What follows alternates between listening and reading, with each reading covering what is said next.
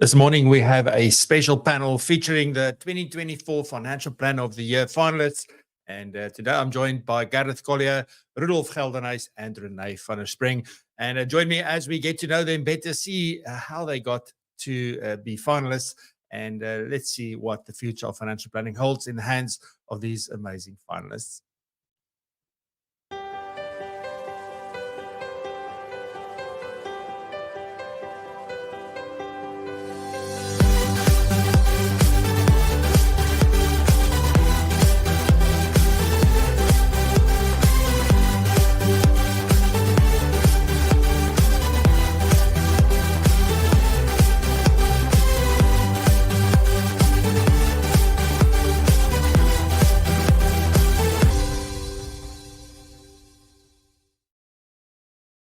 Good morning, good morning, good morning. Warm welcome back to another fantastic episode. Today we have the Financial Planner of the Year finalists. Really looking forward to getting to know them better and to hear what their story is all about. We're going to do it a little bit differently this time around. You know, usually we do focus on the process of the Financial Planner of the Year competition, but this year I'm going to do it a little bit differently. I want to get to know them better. So join me as we do exactly that. But I'm not alone this morning. We also have Nikki from the Financial Planning Institute with all the latest news and shall I dare say gossip, all that kind of stuff that she's going to share with us today. And then we have Tanya back with ValueDriven Advice. And Tanya's got a bit of an announcement today, and she's going to do a fantastic topic as well. So looking forward to that. Got some quick announcements, and then I get into my conversation with these amazing finalists. So a warm welcome this morning. In the interest of time, I'm not going to say hi to everybody like I usually do, but hello, thank you very much. Please do say hi down in the comments.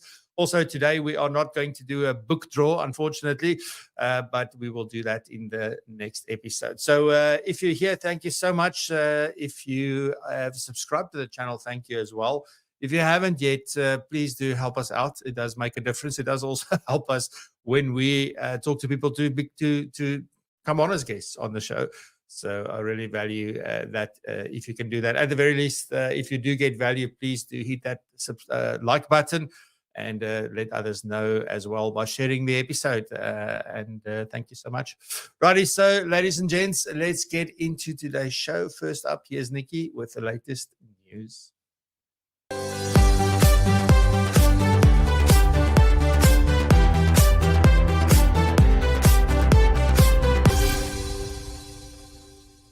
Good morning, Francois, and good morning, everybody listening from a chilly Johannesburg on this Friday morning.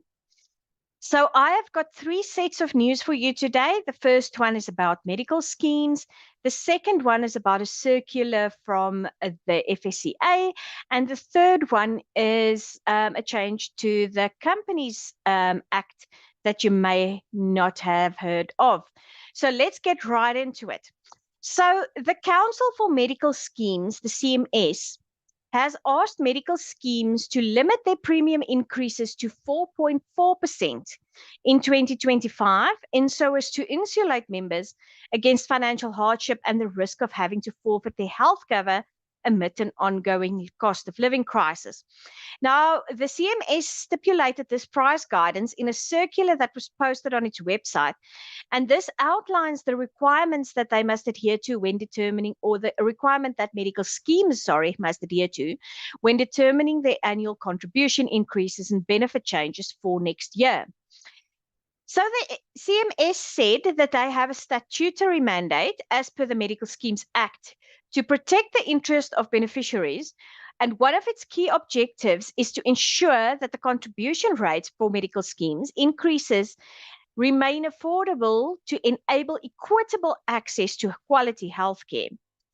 And therefore, they have decided to advise medical schemes to limit the contribution increase and cost assumption for tariff increases for the 2025 benefit year to 4.4% plus reasonable utilization estimates. And they also said that this recommendation is in line with the SARB 2025 CPI forecast as outlined in the July Monetary Policy Committee meeting statement. The CMS said in addition that the combination of stubbornly high inflation and interest rates, coupled with high levels of consumer debt, could hurt medical scheme members' ability to afford the premium increases. Now, I don't know, they also did that last year, and there were a few medical schemes that had to ask the CMS for approval of their above what the CMS prescribed requirements were increases. So I think the medical schemes might find this difficult to abide with. Let's keep an eye on this and see what happens. In the second story, the FCA has issued a communication, they call it Communication 26 of 2024, that lies a little bit more in the financial market space, but I think it's very important that everyone who works with funds, asset managers, and benchmarks maybe have a look at it, or at least make sure that a team of fund managers that you work with have a look at it. A discussion document was published on financial benchmarks on the 26th of July. And this discussion document circles around the determination of an index and also the determination of thresholds for critical and significant benchmarks. Now, I'll quickly read through this document, and I must tell you, it is fairly technical, but I think the people among us who work with funds more and the determination of benchmarks will find this a very interesting document. So what is the purpose of this communication? It is from the FCA to publicly consult the industry on two things. The first one is the proposed determination of an index in terms of the Financial Sector Regulations Act. So what is an index? And the second one is the proposed thresholds for critical benchmarks and significant benchmarks as enabled through the draft conduct standard requirements relating to the provision of a benchmark. Now, this document is currently under development, and the FCA needs your input on this. So what is the background for this document? So since 2019, work has been underway to develop a suitable regulatory framework for the regulation and supervision of financial benchmarks. And this development encompasses a number of projects aimed at structuring or ensuring a structured, methodical, and coherent approach to ultimately regulating and supervising activities. Here's the word activities that you're going to see in the COFI bill quite a lot, related to the provision of a benchmark as defined in the FSR Act. So in this regard, the FSCA published this document, and it includes a voluntary questionnaire, and that was done in 2023.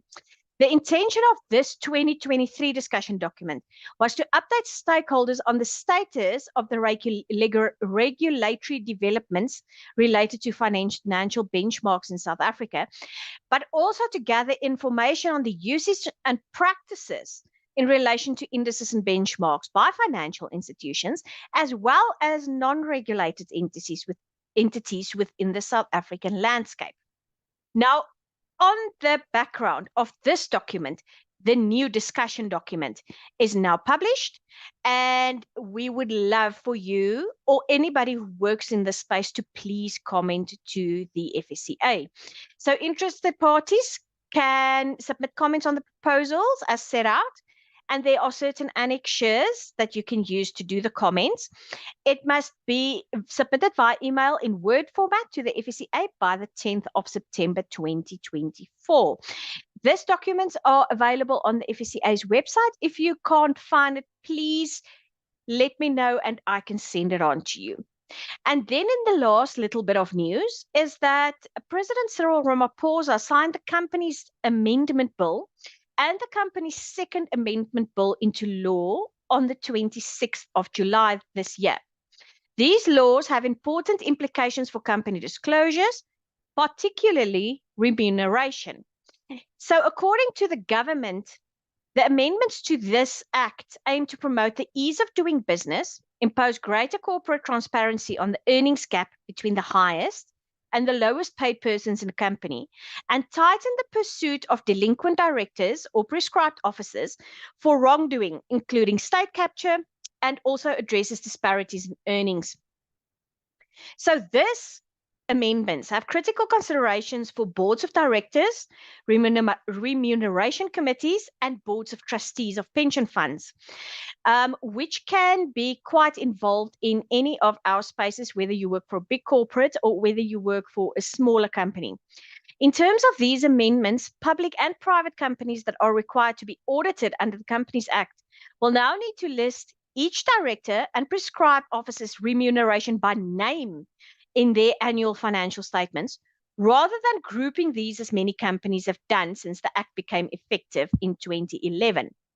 They also say that the requirements for shareholders to vote on a company's remuneration policy and remuneration reports that was previously only applicable to listed companies is now mandatory for all public as well as state-owned companies.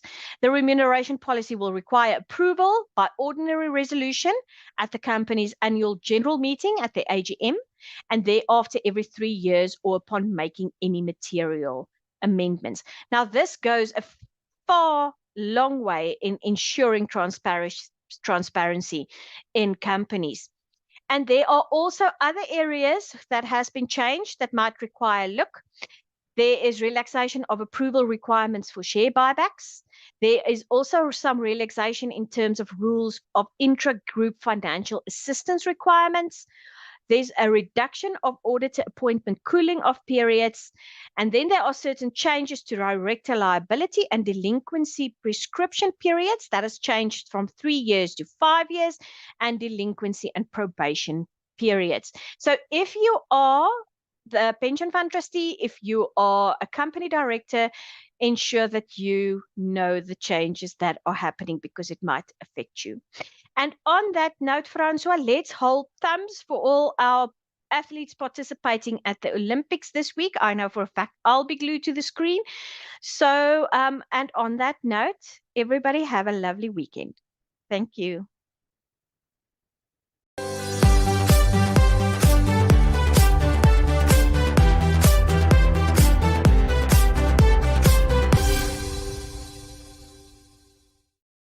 Thank you very much, Nikki. Appreciate it. And do enjoy Women's Day, which is next week, Friday. So on that note, next week, Friday, we are not having a show because it is a public holiday here in South Africa. And obviously, we're also celebrating all the good things about women. And therefore, we are not going to have a show. So with that, here's Tanya with her segment on value-driven advice.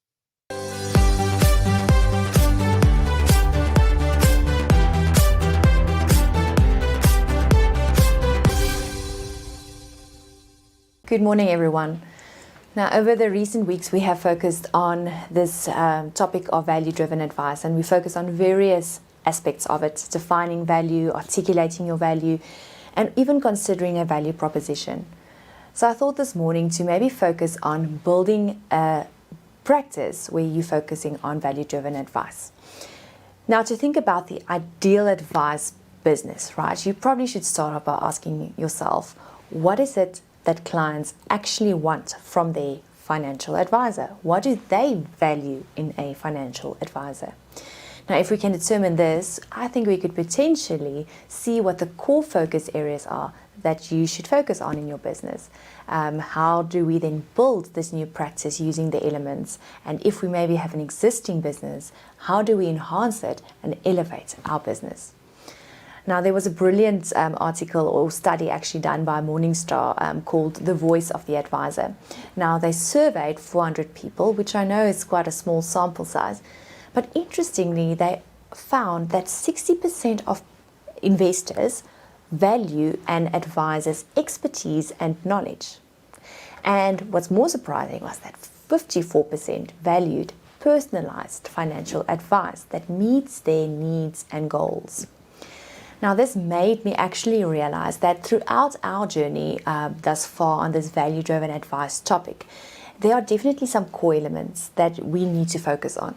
You have to know that what defines and sets you apart from, firstly, let's say a DIY model such as an easy equities platform or a robo-advice model, is the fact that you are a human being. Now, that helps you in a sense because you can manage your clients' emotions and biases. even the smartest CA or engineering client that you have in your client base will from time to time become over-emotional.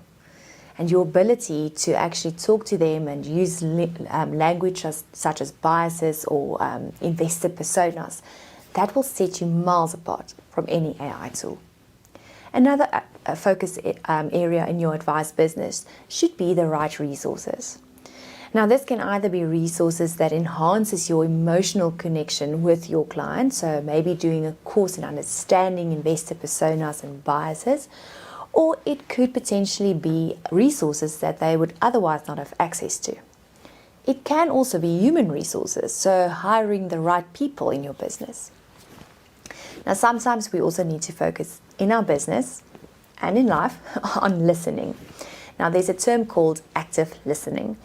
And it is interesting that sometimes a client would come to you with a very complex situation. Well, at least to them it would feel very complex.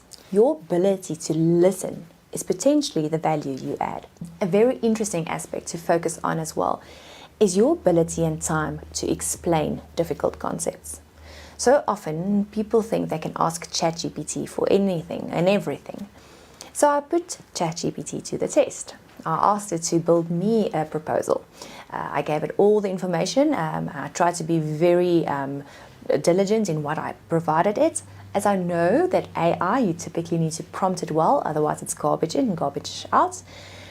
Yet I was still not very impressed with the proposal it gave me. And I realized that if an advisor uses this proposal, you would probably not pass your compliance test, and you would definitely not be in line for advisor or FPI Advisor of the Year. So that's something you need to understand as well. The ability to do or to provide clients with very good investment plans. I know it takes some time, a lot of time sometimes, but the saying goes that he who owns the plan owns the client. Now, while researching this topic, I actually found an interesting blog post from Michael Kitches. And he writes that there are certain things that we think clients need, but they don't really care about it. So I suppose that's the biggest dilemma, right? How do we shift our advice practices to a value-driven advice business? How do we focus on the things that we feel the client needs, whether it's compliance or risk from a client's or risk perspective, without over-investing in things that clients actually do not care about? Now, when you read his blog, it does feel like everything that we've talked about you can just throw out, and it feels like much of a muchness, but it's not. Because Michael Kitches ends off writing that there is actually one thing that clients do care about, and that is, can you as a financial advisor help me achieve my investment goals? So my question to you this morning, are you focusing in your practice on the right value-added services to ensure you help your clients achieve their goals? Have you articulated your value? Do you have a proper CIP in place? If your answer is yes, then you are probably already on a journey to offer solid value-driven advice. Ladies and gentlemen, this morning was my last segment on value-driven advice. I will be joining an advice firm in Johannesburg, but hopefully soon in future, in my new capacity, I might see you all on PROpulsion show again with some fresh new content. It was lovely to be part of this PROpulsion journey thus far. In any case, I hope you have a great Friday. Cheers.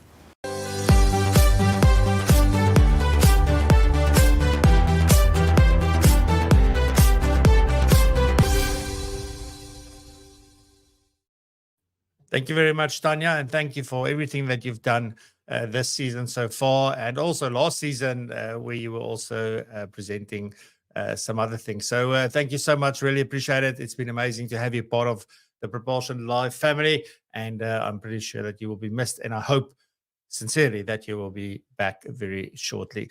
Alrighty, so with that, let's do some more quick announcements.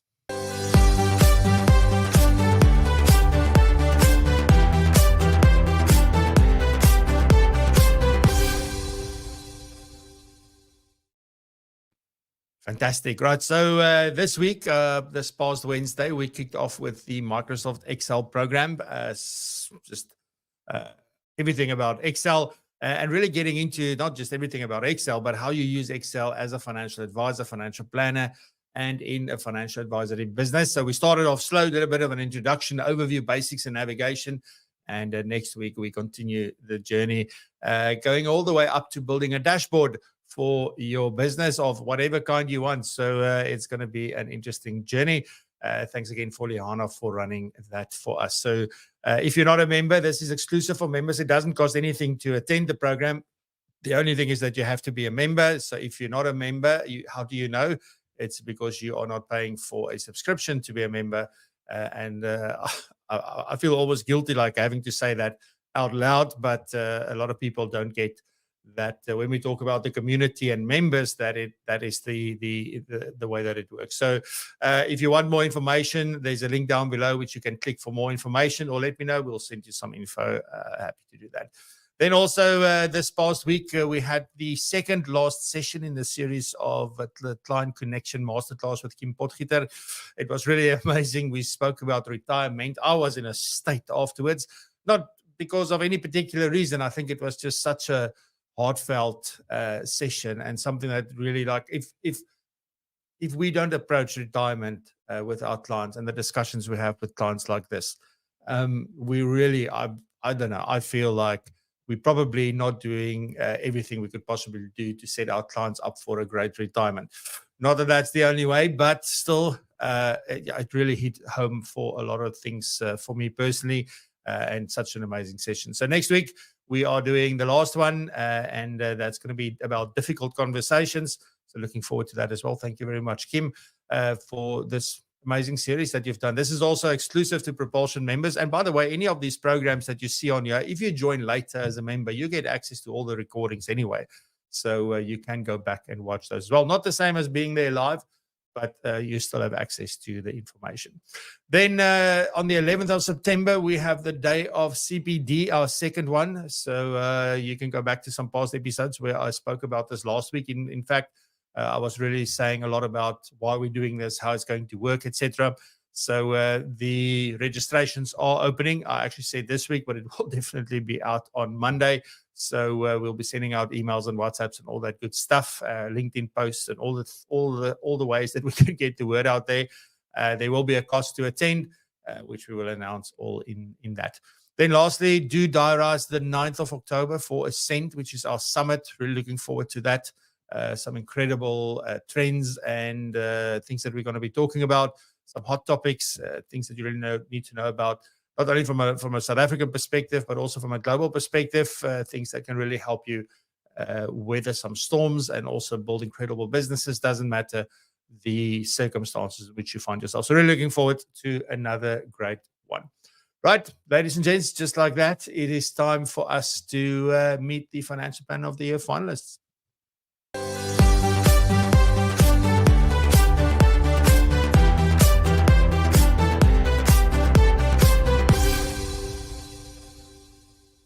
I'm really excited this morning to introduce you to the Financial Planner of the Year finalists. The beauty of live, we always make mistakes. Anyway, so in today's episode, happy to chat and introduce you to the finalists for this year's Financial Planner of the Year. And we've done this in all the previous years. So really excited to once again be able to showcase these three phenomenal individuals that are really at the top of their game. And looking forward to see who will be crowned the Financial Planner of the Year at the Gala Dinner Awards evening right here in Cape Town. So looking forward to that. So let me introduce you to the wonderful finalists. At the top there, you've got Rudolph Geldenhuys, you've got Rudolph, and you've got Gareth Collier, and finally we've got Renee van der Spreng. And looking forward to chat to you guys and to get to know a little bit more about you. Rudolph, let's start off with you. If you can just briefly tell us a little bit about yourself, the firm that you work for, and then we'll get into some more of the harder questions for this morning. Absolutely. It's wonderful to be here with you this morning. My name is Rudolph. I'm from beautiful Cape Town. I live in the heart of the Durbanville winelands. I turned 33 this year, married to a beautiful wife, got two incredible little boys, and I'm a senior financial planner at Wealth Up. Fantastic. Well, welcome, Rudolph. Looking forward to chatting to you. Gareth, yourself? Yeah, similar to Rudolph, I'm down in Cape Town. Glad to say it's a little bit sunnier. But originally from up in Durbs, so these Cape Town winters are brutal on me. Also married with one little girl, and yeah, I'm one of the directors and financial advisors here at Crew Invest. So it seems like it's okay, Gareth, because yesterday I chatted to Lihana, who's doing the Microsoft Excel training for us, and she's in Natal, and it's apparently very cold if you're a Durbanite. So not missing out on much at the moment. Renee, warm welcome to the show. Tell us a little bit about yourself. Francois, good morning to you and to Rudolph and Gareth as well. So I'm up in Joburg. I'm with a company called Apex Private Wealth. Almost 2 decades in the financial services industry. Also married. I have twins who are about 2.5 years old, so they keep me very busy. And yeah, just really excited and looking forward to the discussion today. Thank you very much, and warm welcome to you. Right, so usually with this segment, where we look at the Financial Planner of the Year finalists, we tend to focus a lot on the actual process and what it's about and all of that. But I think by now, everybody gets what it's about. Today, I really want to get to know these 3 finalists. So looking forward to asking them some very specific questions directed at each of them. And the whole purpose with this is for us to get to know them a little bit better, how they approach financial planning and all of that good stuff. So Gareth, I'm going to start with you. The business that you work for is Crew Invest, who are also the FPI's Professional Practice of the Year last year. The winners there, so big congrats on that as well. A phenomenal team that you work with, but they are known for being fiercely independent and your fee-based financial planners, etc. But how does this, being fiercely independent, influence your approach specifically when you need to create bespoke financial plans for your clients? Yeah, I think that independence probably typically comes from the fact that a lot of the planners within the business have backgrounds in various of the sort of the insurance companies. So we've kind of felt that tied agent space. So I think being able to be an independent business allows us to put together financial plans and approaches for clients, which are very much sort of needs and objective based first, and then enabled by plans and products. Rather than being in a space where you are kind of, having to filter that through first and foremost the product set before you can kind of design a solution for a client. So, the team understands kind of the importance and the value of that independence, and being able to really kind of lean into the client discussions and spend the vast majority of our time getting to know the people, understanding what those needs and objectives are, and thereafter being able to kind of craft that custom bespoke solution with sort of best of breed in the marketplace to enable that sort of objective. And then, of course, planning today is one thing, but planning is not a static process. So it is dynamic. So as things develop and change in time, it gives us that flexibility to kind of move in and out of solutions where it's appropriate for clients. Yeah, fantastic. And then, Renee, if I can come to you for this one. I mean, you specialize in managing local and offshore investment portfolios for high net worth individuals. I'm quite keen, from your perspective and working with that specific target market, what do you find are some of the unique challenges and opportunities that you encounter specifically, as I mentioned, with those high net worth individuals, and how do you address them? Yeah, I think for those kind of clients, it's kind of multifaceted. The first thing they're looking for is diversification, and from the different aspects as well, having a good mix of assets and investments locally as well as offshore. Then if you sort of look at that, they're looking at the underlying holdings of those various investments. And then it goes sort of a step further. It's the tax strategies, being high net worth. Tax is always going to be a burden for them. So whether it's South African tax or global taxation, and what you've seen is that we've become a global village. So global taxation, whether you're a tax resident in South Africa or elsewhere, this global taxation is an element that we continuously have to cover. And then I think the most important thing is the estate duty implications. So, clients are getting older. The issues around intergenerational wealth is a concern for them. And these clients, typically, the way they view and deal with their finances is kind of a constitution that they have within the family. And that's not always communicated and passed on down to their children. So, with these comprehensive plans and the communication we have with clients, is that you build this relationship with those clients and their children and maintain those relationships with the children. And what you also see is that the majority of those kids also live overseas with immigration. So, it's about getting intimately involved, that estate planning, the intergenerational wealth, and then looking at the wills, the investments on a sort of a very detailed, comprehensive basis, and trying to make sure that you've kind of got every base covered from that perspective. Yeah, amazing. And it's quite, I would say, interesting and dynamic work, I'm pretty sure as well. So Rudolph, I've got a bit of a more of a probably a personal, very personal question for you, if you're okay with that. You are also very actively involved in your local church and your community. It's one of the things that you pride yourself on. And how do these engagement, I guess, influence your financial planning philosophy, the way that you go about things and the way that you interact with your clients? Franco, I'm so grateful to be part of an incredible personal community, as well as the most wonderful professional community. And I am a product of my community. Who I am and what I get to do is directly related to who's speaking into my life and who's influencing me. And that clearly comes through in my personal financial planning philosophy, the philosophy we have as a business, and the way that I interact with our clients. And it's very simple. I get to do what I get to do, and the way in which we do it, because of the help and guidance and advice of other individuals as well as other professionals. And our business processes, our client engagements, the financial planning experience we take clients through has been shaped by the influences in my life. And I believe it's made me a better human, and it's made me a better planner, because I realized through being in so many different people's worlds how much they need assistance, and how we've got to continuously hone our human abilities to connect with people at a deeper level, to get to a better understanding of the why behind their what. And it's just been the most incredible journey to bring more of myself into our financial planning experience and into the way that I engage with clients.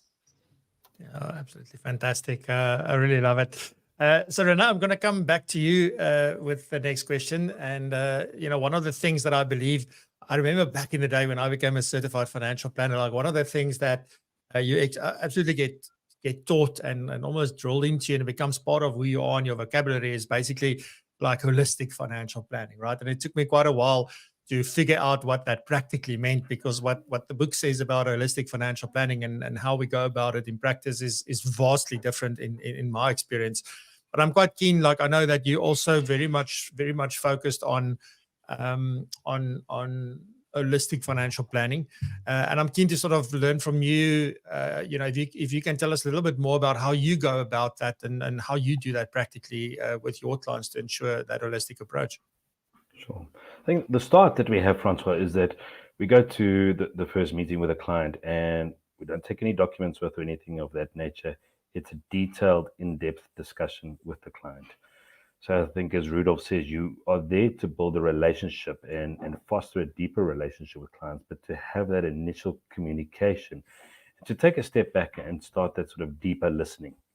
I think it's very easy to fall into sort of the advice monster trap, where you kind of ask the questions, you want to have a solution. We've taken a little bit of a different approach to say, let's take a step back. Let's try and understand what the deeper needs are, why those needs are there, what's the relationship with money, past experiences and things like that, and then to slowly become that trusted partner to clients. So that's sort of the first step, and then you go away from that and you start doing the fact finding, and you don't just look at the investments in isolation. You look at the life cover, you look at risk cover, you look at the broader balance sheet, both sides of the balance sheet for that client, and then you move on to sort of tax and estate planning. So that initial step is sort of the first very important step, and one where you can get a lot of that sort of unspoken information from the client. And then from there, you go through the various processes and sort of the 6-step process as identified by the FPI, and then jurisdictions and things like that. So it kind of all melts together like a perfect recipe at the end of the day, sort of cherry picking all the things.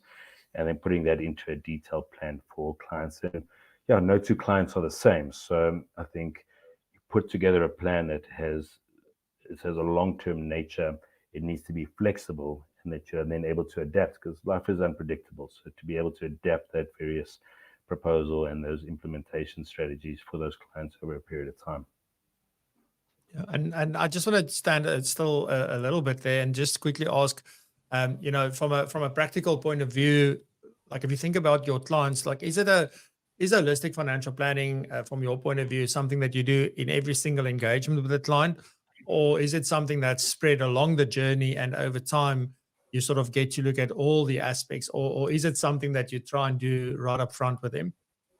I think you always try and do the best that you can up front and try and get as much of that information, but clients are not always going to share everything with you. So, you know, that's part of the journey that you walk, and ideally you want everything up front. But as you say, it's something that evolves over time. The relationship evolves over time and things like that, and you continuously then develop that plan. Yeah, fantastic. Thank you very much. Righty, so let me jump back to Gareth there for a minute, Gareth.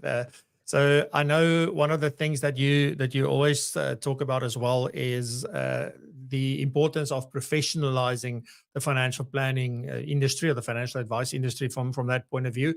What do you think would be the steps that we would need to take in order for us to continue to drive us more and more towards professionalism in financial planning? Yeah, I think if you if you think about the concept of professionalism, you know, it's actually a choice. You know, it's one thing to simply state I'm a professional in this, but you got to first understand, well, what does that mean?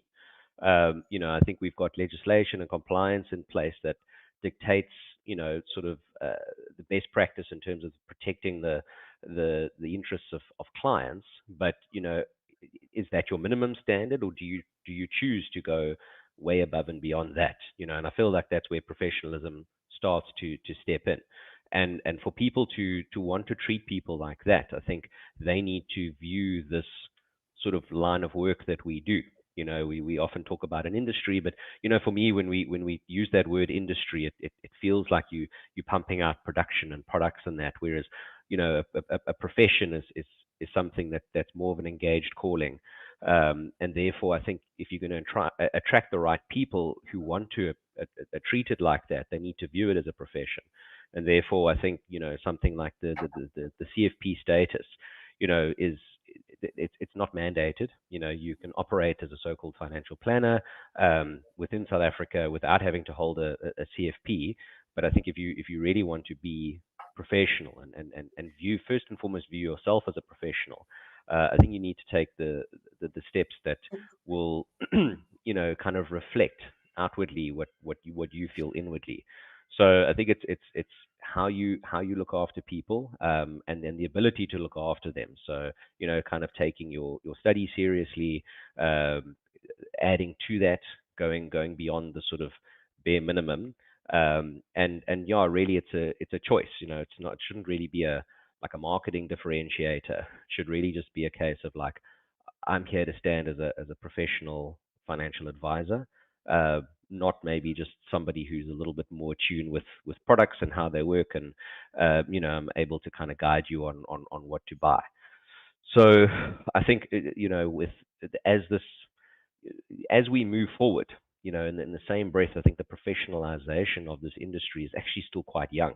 You know, we haven't really kind of been operating with this mindset, I think, for very long. When you look at how long products have been available in terms of advice, you know, so I think it's up to everybody involved to kind of lead that charge and understand what that is and communicate to people what that means.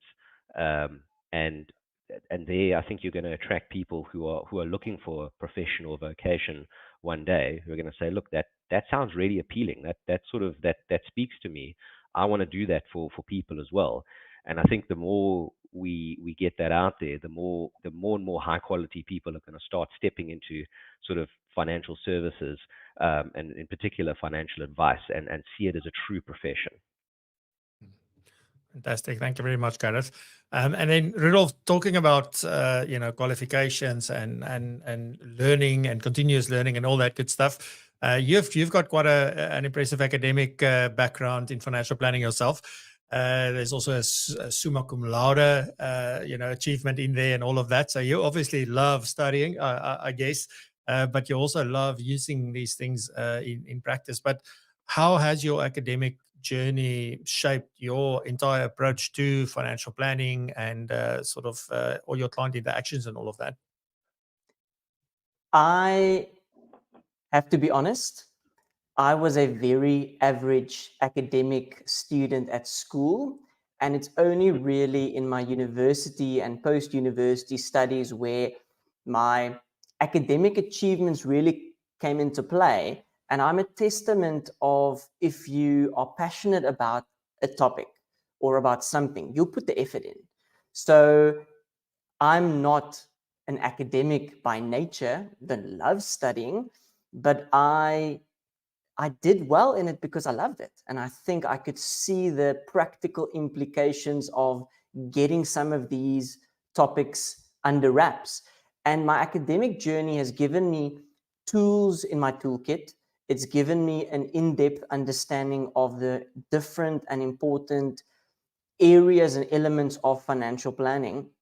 And it's allowed me to distill sometimes difficult concepts, which our profession is full of, into bite-sized, digestible pieces of information that allows clients to take their next steps. And it's interesting how, if you are in a position where you can educate someone, that's actually the most trustworthy place to be in an individual or a client's life. And we have the opportunity to do that on a daily basis. So by focusing on the academic side and then trying to distill it into something that somebody can use.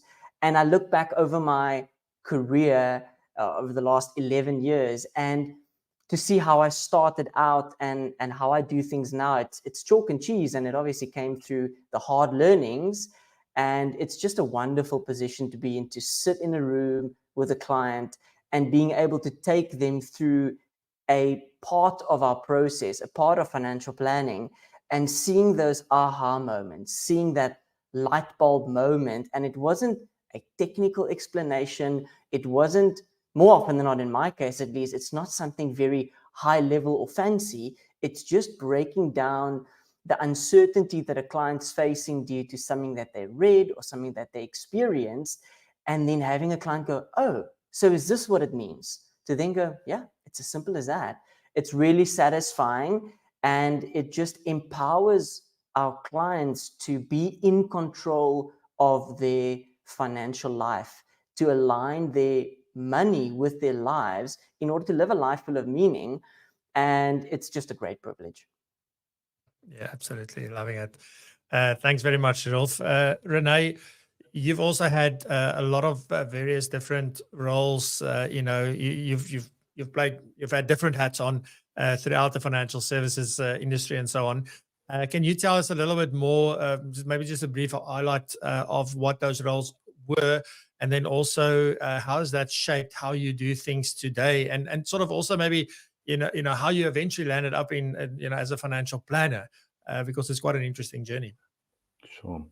Yes, I think the way I started up was quite young. I had exposure to a financial planner at the age of 15 when my dad passed away, and this individual entered our family's life and was able to assist my mom at that point in time. And I had firsthand experience where, as Gareth has said, where it's not an industry, it's become a profession. So very similar to a doctor or a lawyer or something of that nature, how this person was able to directly positively impact my family's life and be able to make various changes that the family needed at that point in time. And from there, my career grew from varsity. I went into an independent advice practice, was there for over a decade, sat on the management team, etc. Then moved into a corporate space with Rand Merchant Bank on the advice side. And there, you have a multitude of offerings to clients. You kind of see the workings of a large banking institution and things like that, and then moving back into the independent advice space. So I think the sort of landscape has been broad, sort of been tested on multiple levels with that. But I think what has come with is that each opportunity has had its different learnings. And, the financial services industry and our role as CFP professionals, there's always sort of a very distinct underlay. There's a really good foundation that you have, and particularly getting to this point in the competition. But, having each individual role, the multitude of offerings and things that you're exposed to has been far wider.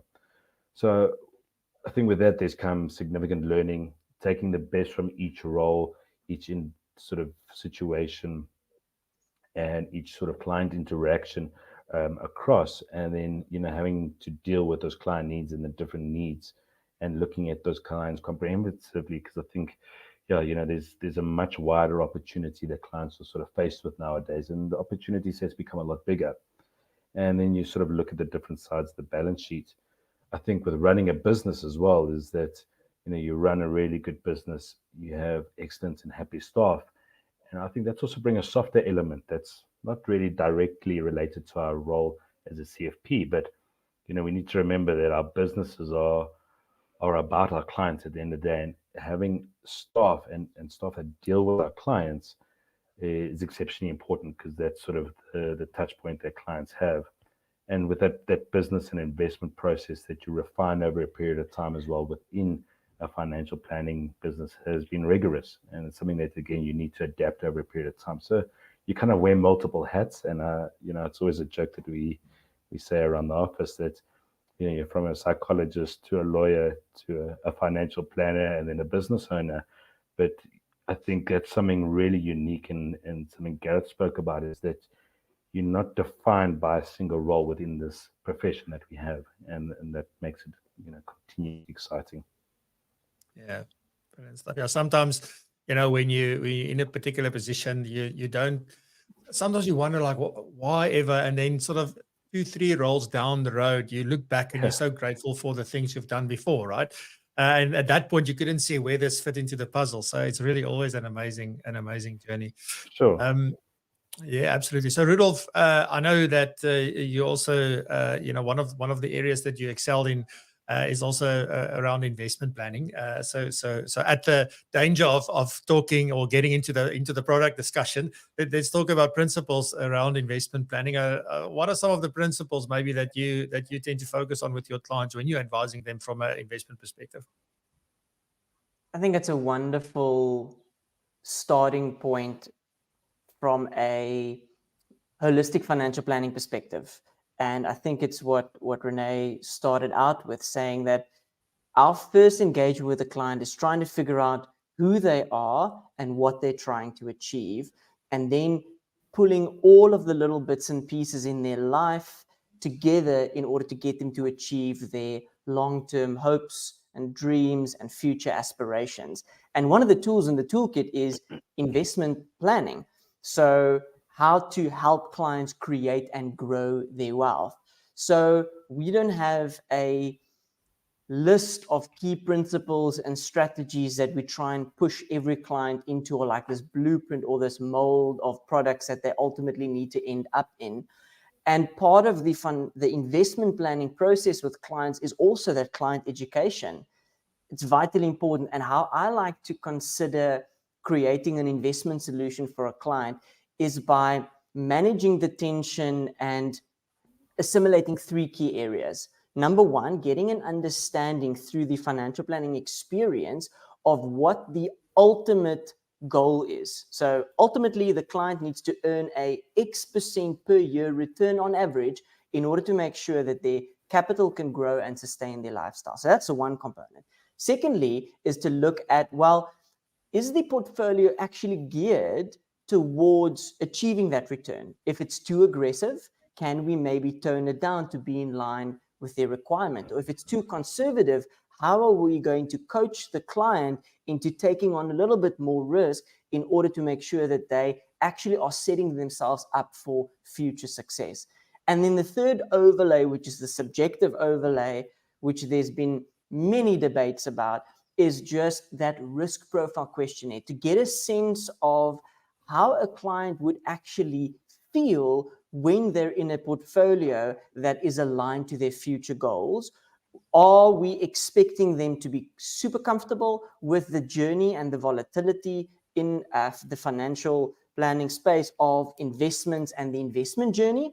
Or are they going to absolutely freak out when we have to bring in our psychologist armchair? So marrying those three areas are so vital, and it allows us the opportunity to create something bespoke every time, not because we want to be bespoke, because it's what the client requires. And sharing those three areas with each client in the journey is so fascinating to see them make those connections of going, oh, I see why you're trying to get me to invest in something outside of my comfort zone. It's not because we're chasing returns or this hot new thing, but it's because it's what I need in order to live this life that I've always dreamed about. And yes, through going through this financial personality assessment or risk profiler, I have been able to identify areas of weakness in my own approach to uncertainty. So I know that I'm going to have to, in Afrikaans, we say, byt vas, when things get tough, because I know that there's a bigger why behind what we're doing. And then the journey is really wonderful to walk with a client, because we've empowered them to understand why we are giving advice in this way, or why we're proposing this investment solution. So yeah, the studies and the formal education has just allowed us to crystallize that component of our financial plan, and we've seen great success in putting it forward to clients in that way. Fantastic. Thank you very much there for that, Rudolph. Righty, so then my last question goes to you, Gareth, because we are running out of time, which is quite sad. Something that is really, really crucial and something that is really challenging in the world that we live in at the moment, and it's just becoming more and more and more, is the world of compliance. Obviously, all the regulatory changes, the regulatory requirements, all of those things. And I'm quite keen to sort of just learn from you, how do you approach this? How do you ensure that you meet these requirements, but you're not compromising the experience and the quality that the client has in terms of their financial planning?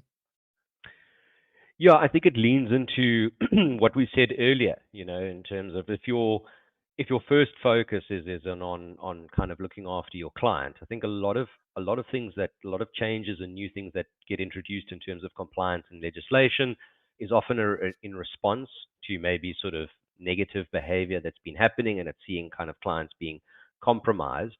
So, we kind of, first thing, never really fear it. Then from the other side, I think we very much a practice, so we're not sort of a bunch of independent planners working under one roof. We very much kind of take a team-based approach. One of my colleagues, he kind of takes point on compliance, much to Renee's point earlier, where a lot of us wear different hats within the business. And will keep us up to date on all of kind of the needs and regulations. But then as a planning team, not just the planners themselves, but everybody that kind of works on the support side, we'll often get together and say, right, are there any fundamental changes that are happening? Do we need to look at our planning process or kind of any of our back office processes as well, just to make sure that we're up to date and we're keeping what's needed, and communicating what's required as a minimum to clients. And very often, I think the reality is if your mentality and attitude towards this is at that level of professionalism that we spoke about earlier, I don't think it's going to be too much of a hindrance, maybe more of a burden, because yes, it is time consuming and there's a lot of reporting and that needs to be done. But fundamentally, I don't think you should be seeing it as too much of a hindrance to being able to carry on doing business. And bearing in mind that, much like what Rudolph's alluded to on the technical investment side and the compliance side, that's our responsibility to make sure we're on top of that. In terms of a client experience, we've got to set all of that aside and first understand who that person is, build a relationship with them, understand what their relationship is like with their money, and all the nuances that go together with that in terms of themselves and their families, to be able to kind of pull that all together in something that is personal, speaks to them, as well as staying compliant, with regulations and legislation. Fantastic. Right. So now what I'm going to do is give you each 30 seconds to maybe share with the audience just, maybe what is the one thing, your one wish for the profession. So, Renee, I'm going to come to you first. What is your wish for the financial planning profession? I think wish would be for continued professionalism and growth within our profession. We've moved beyond sort of a broker mentality. I think we run exceptionally well-run businesses where we put our clients first, and it's no small feat to manage money. So I think my one wish is that our continued path of professionalism and integrity continues, and that we just continue to build and make sure that we can continue to make something that's even bigger than ourselves today over a period of time. Fantastic. Gareth? Yeah, I think from my side, we've spoken a lot about professionalism today, but I think also for us, it's having a pathway for those young, talented people to be able to walk and to learn and have a learnership, and also understand that it does take time to be in a position where you are going to be able to piece all these elements together for a client, and not to be in too much of a rush. Let things happen in good time. Fantastic. And lastly, Rudolph? I would love to see a bigger, more vibrant, closer-knit financial planning community where there's an even better opportunity for peer-to-peer learning and sharing, because I'm a product of people like me. I'm a product of other financial planners that have spoken into my life and have exchanged ideas. And I know that there's people who are longing for that. I know that there's financial planners out there who are pretty lonely and who are by themselves, always second guessing, am I doing the right thing? And I think as a group of individuals, we can do a lot more. We can become a lot better and go a lot further. And I heard this, I don't want to call it lame or cheesy, but a rising tide lifts all the boats in the harbor. And we get to accelerate that rising tide, because as we individually become better, our whole profession gets better. Yeah, absolutely. Fantastic. Guys, thank you so much. One of the things that you might have realized watching these three gentlemen is that they are all quite young. So they are not the typical stereotypes from the professions. I think our profession is in good hands. So at least from an age point of view. And guys, thank you very much. I really enjoyed the conversation with you all. Good luck to all of you. I will be seeing you at the event. So hopefully I can shake your hands. And Rudolph, we're waiting for your application to become part of PROpulsion. So, ladies and gents, for those of you that's been watching us, thank you very much. Gareth, Renee, and Rudolph, thank you. Amazing. And as I said, best of luck for the awards. Okay. Thanks for your time, Francois. Yeah. Thanks, Francois. Thanks, guys.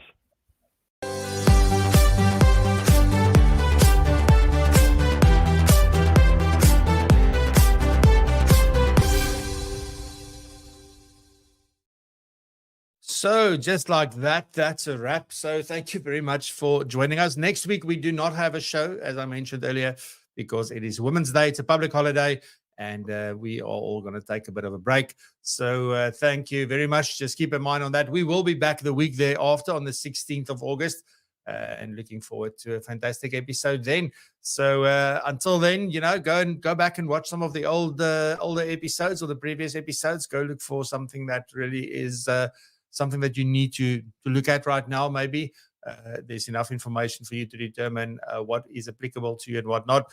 But on that note, have a fantastic weekend, great week, and a great long weekend next week. Stay safe, be blessed and prosper, and continue to raise the bar. Love you. Bye-bye.